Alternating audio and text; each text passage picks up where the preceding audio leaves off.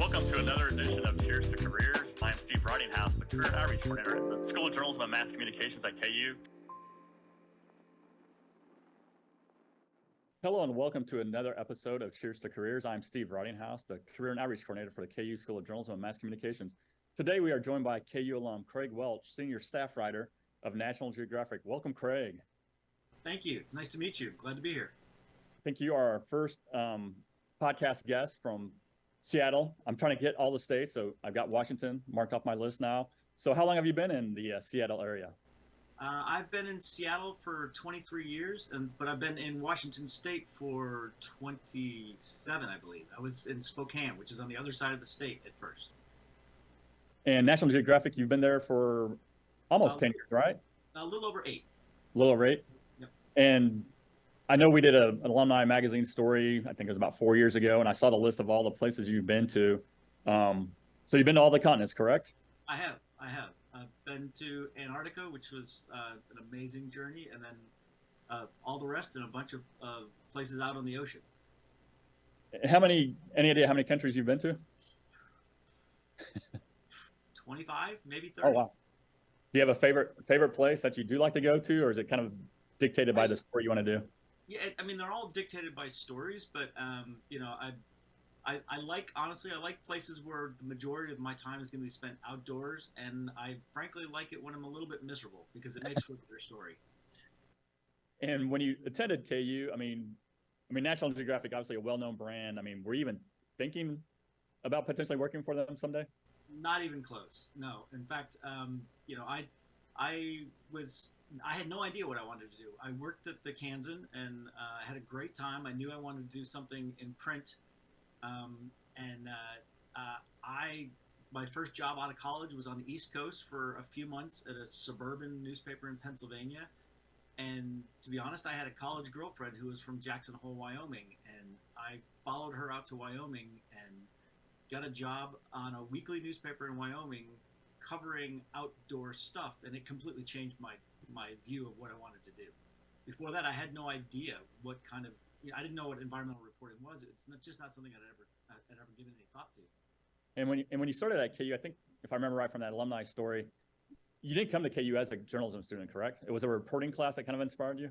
Exactly. Yeah, I had no real clue what I wanted to do. I mean, I was thinking about math and a bunch of random things. I was not the greatest high school student, and I had a pretty good time in college. And then I took a reporting class, and I loved the mix of being out in the world and talking to people, but also, sort of that inside your head part of writing. So it was sort of the best of all worlds. And you talk about Jackson Hole, Wyoming, environmental reporting. How did that kind of become your niche? I mean, obviously those are great stories and we need those stories. I mean, what was it about that really pulled you in? I think it might have been as simple as it was just absolutely completely different from anything I'd known growing up. So I grew up in the suburbs, and I did a lot of the same things most suburban kids did. I went and hung out at the mall and went to the arcade and went to the movies. And I got to Jackson Hole, and suddenly I was skiing and backpacking and hiking, and one of the stories that they were doing that was happening when I was there was reintroduction of wolves into Yellowstone. There were grizzly bears were coming back, and that was just so foreign to everything I'd known. I just found it incredibly fascinating, and my interest just sort of blossomed from there. And I know you worked as an environmental reporter in Seattle. Did that really kind of continue the interest and kind of elevate your career? It did. In Seattle, I was lucky enough to work for one of the few remaining regional newspapers that really believes it's a regional newspaper. So we covered stories in Oregon and Montana, and I've made several trips to Alaska. And when you're covering the environment, that means you're writing about whales, and you're writing about Arctic thawing, and wildfires in Montana. And so it's sort of the breadth and depth of the kind of things I got exposed to were huge, and I'm not sure that would have happened if I'd been in another regional newspaper someplace else. And it gave me experience in a lot of different places. It was a wonderful job. And I believe near the end of your time there at the Seattle Times, weren't you part of a Pulitzer Prize winning team as well? I was at the very end. Okay. There was a tragedy in just north of Seattle, about an hour north, where there had been a year like this one in California where you just had incredible amounts of rain, and there was a landslide in the spring, and that landslide killed 43 people. It was in a little town called Oso, and I was one of three people who were designated as writers on basically a narrative TikTok, a sort of a step-by-step a recreation of that day that we did by the end of the first week. So it was sort of breaking news, narrative storytelling. And I was lucky enough to team up with a couple of great writers, and we took feeds from the entire staff. And that was one of the 7 stories we submitted for the Pulitzer. And as a career and outreach coordinator, I'm always fascinated kind of like with career tracks and decisions made along the way. Were you recruited by the National Geographic, or did you have to actually go through an application process? No, not at all. No, I mean, Okay. I think a lot of people really underestimate how much luck and perseverance is involved in sort of having a career that you can be happy with. I had years where I was really unhappy in my career, but I kept sticking it out because ultimately I kept thinking of what the alternatives were, and nothing stacked up.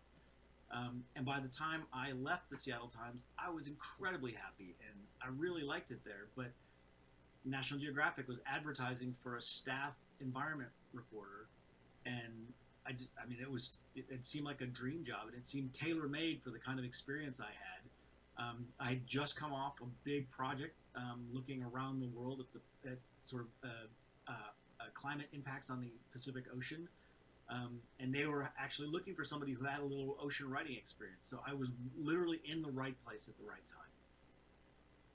And getting that first byline in the National Geographic, because you've had multiple cover stories. I mean, is there still that rush to see your name in the National Geographic? Yeah, I wish I could say that's not the case. After this many years, you would think that you'd be a little more hard boiled, but no. We get magazines sent to us, and when we have a story in the print magazine, and we get a couple extra copies, and I would be lying if I didn't say I generally stop what I'm doing and flip through it when it comes in the mail. And it's still pretty exciting. And as you mentioned, you travel all over. Do you get a lot of say in where you go, or is it kind of a collaboration between you and the editing team? It depends. I would say the bulk of the stories I do that require traveling are my ideas.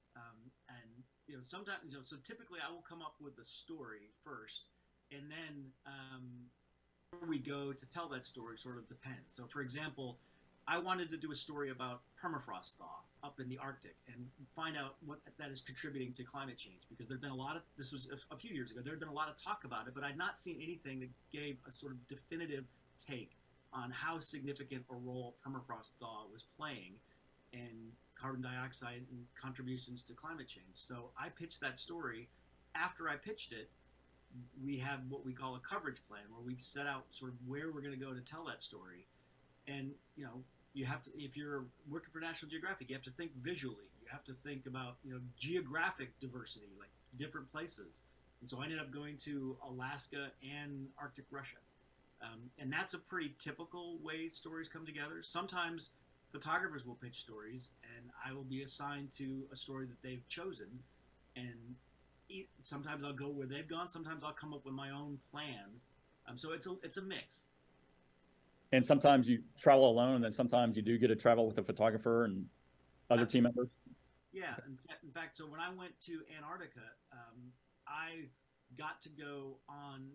We were going to sort of the Antarctic Peninsula, and we were doing a story about the marine world. So we spent most of our time on a small ship, and it was me and about 14 photographers and photo assistants. I went with a team of 6 or 7 when I went to find the world's southernmost tree, but I also have been to the Middle East entirely by myself. I've been to Cape Town, South Africa by myself. So it really depends on sort of what the type of story is, and it varies quite a bit. I know obviously you deal with deadlines, but it sounds like you get to do obviously a lot of long form writing. Do you like that? I mean, I know a lot of times with reporting, a lot of times there's that quick turnaround, but it sounds like you have some time to really dig deep into that story and be on location. I would imagine that helps tell the story better. It does. I mean, my preference is always I feel, it's National Geographic. I feel like our job is to tell the most complete story possible about any topic. So I was assigned to do a story on sea turtles. Where are we? All the sea turtles species are endangered. How bad is it? Is it getting better? Is it getting worse? And I felt like it was my job to answer that question. Are we doing better? Are we doing worse? What do we need to do? And so I spend a lot of time on the front end, on the phone and reading, and on the back end, after I've been out in the field, I do more of the same. And I like to feel like whatever you're reading is the definitive piece on whatever topic I've gotten a chance to cover. And you've been in environmental reporting for a long time. How do you think the perception of like climate change coverage has changed? Say the last decade. It seems like people are definitely more in tune to it. I think it's changed dramatically. I think, I remember doing a story on Arctic climate change back in 2004, and at the time that was it was pretty rare. You just did not see that kind of reporting very often. In fact, I remember being like one of my most exciting moments was doing a story in the Seattle Times about Alaskan climate change, and then seeing my story referenced a couple years later in a National Geographic story about climate change in Alaska. These days, I think it's other than people who are sort of politically intentionally ignoring reality. I think you don't find people who don't think this is a real phenomenon and something that's a threat to the landscape everywhere. I would imagine you take a lot of pride. The stories you do, do make an impact. Is there one story or two that really, these stories mean a lot to me? Yeah, I would say so. So we did a special issue last spring in May, so 11 months ago, May of 2022. And the whole issue was dedicated to the future of forests. And the whole issue was my idea. I had come up with a story that I wanted to do, and a photo editor and I kicked it around, and we realized that this is too big a topic for one story. And so we pitched, tried to do an entire special issue, and we were turned down, and we just sort of regrouped and decided to try to bully our way in. And we just kept talking about it until we convinced people to do it. And so I'm super proud of every story in that issue is about forests, and the photo editor and I together drove that project. So that's probably the biggest moment. And Craig, you probably deal a lot with complex subject matters and data. What is that challenge like? Trying to simplify that for your audience. It's complicated. The good news for me is that writing about climate change for as long as I have, I'm kind of prepared for that because in theory it's simple. We throw the carbon dioxide up into the atmosphere and it acts as a greenhouse, and it keeps the temperatures warm inside.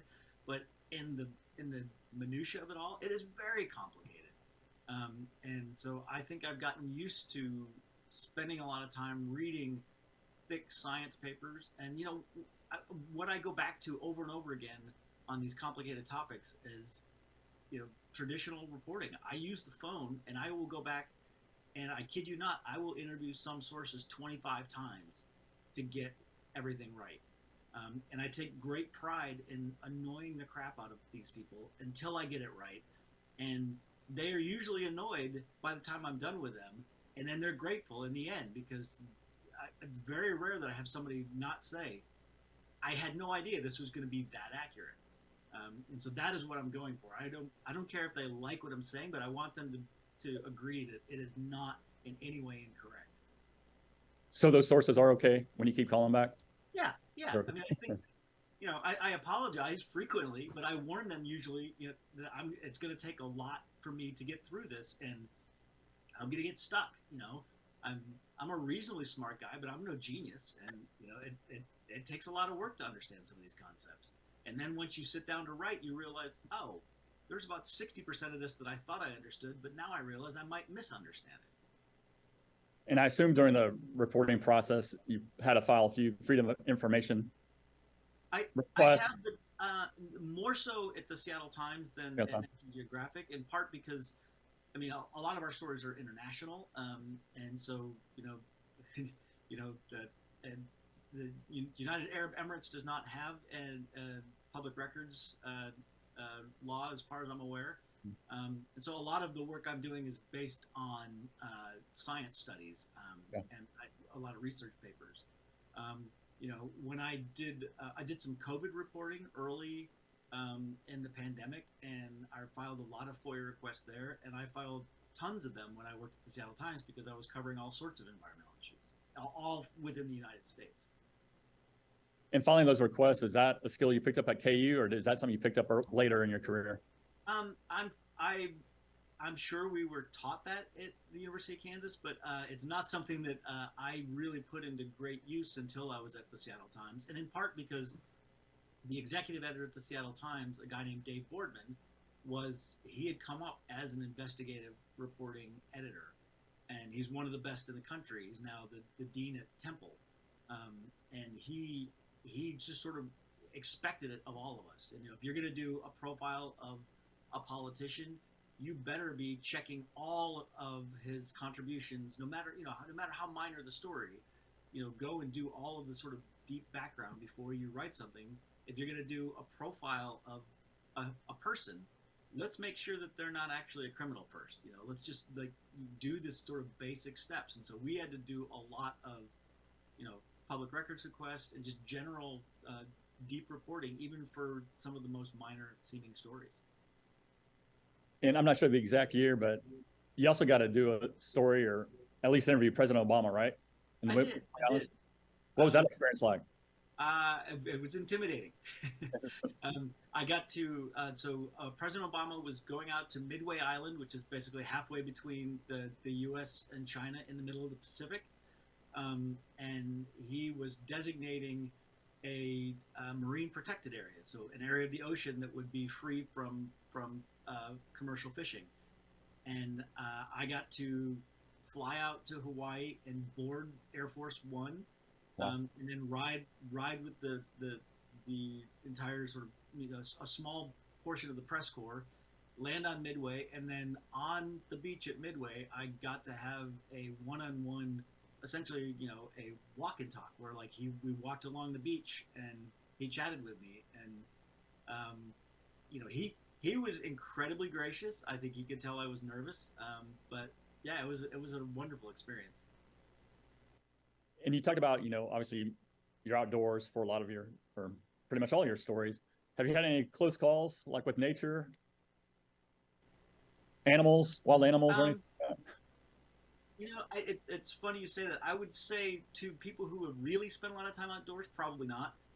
But I am not the bravest person in the world, so I spend a lot of time being uncomfortable about my surroundings.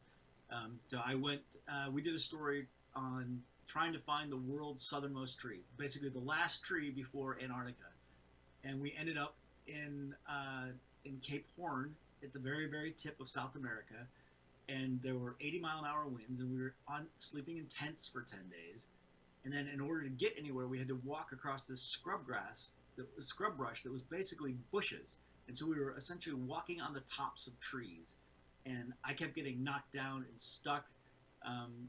I spent lots of time, sort of worried about something happening to me there. When we were in Antarctica, we got caught in a very bad storm, and we were in a very small boat.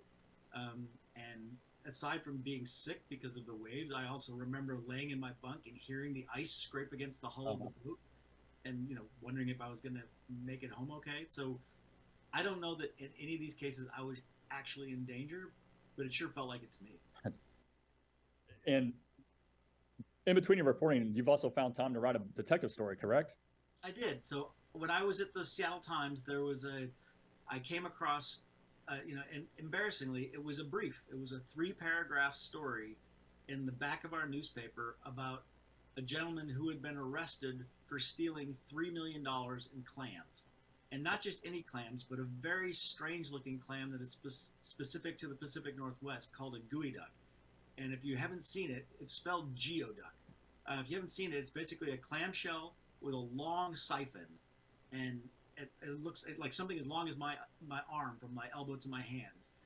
and he'd stolen $3 million worth of this. And so to me, that seemed like there had to have been a bigger story there. So I talked to the wildlife detectives who arrested him, and it turns out that this gentleman had been their informant and a federal informant for years, trying to police the illegal trade in clam smuggling. So I mean, clams were being smuggled all over the world, and it turns out he was a bad guy who had been taken up as a source by the police, and it turns out he was using that opportunity to help the police put away his competition.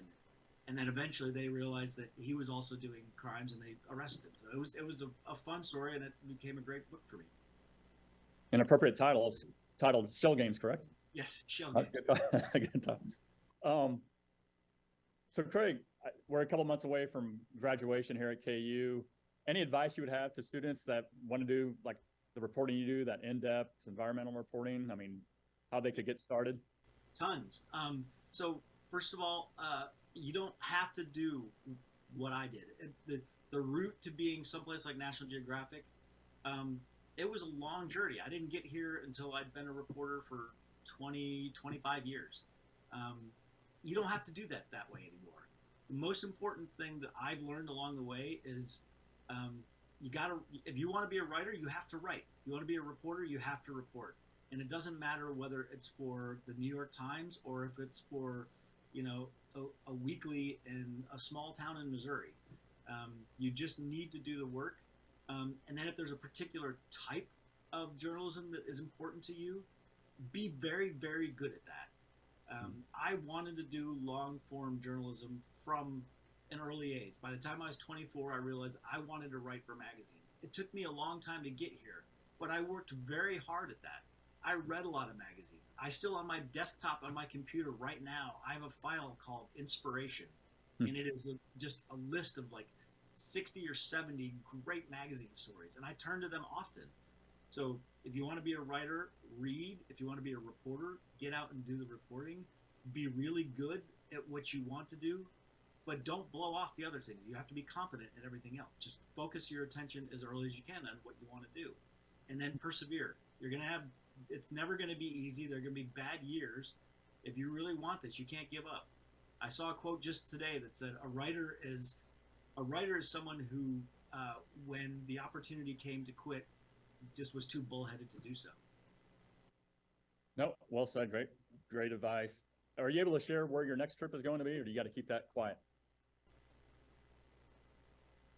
No, I think I could share. I honestly can't say for sure where I'm going, but I'm going somewhere in the general vicinity of the Amazon. Okay. We're doing a package on the Amazon, and I am either going up to the top of the Andes. We're doing basically a look at the river from the top of the mountains all the way to the ocean, and I'm either going to do the very beginning of that up in the Andes or the very end down at the mouth of the ocean. And frankly, my editor hasn't decided which he'd rather have me do. Wow. No, that's fascinating. That's probably later this spring. Okay. Well, hey, Craig, I know you got a busy schedule. I appreciate you taking the time to visit with us. And I always like to say, hey, cheers to your career. Keep up the great work, Craig. Thank you. And this was wonderful. I really appreciate the great questions. All right. Thanks, Craig. Take care.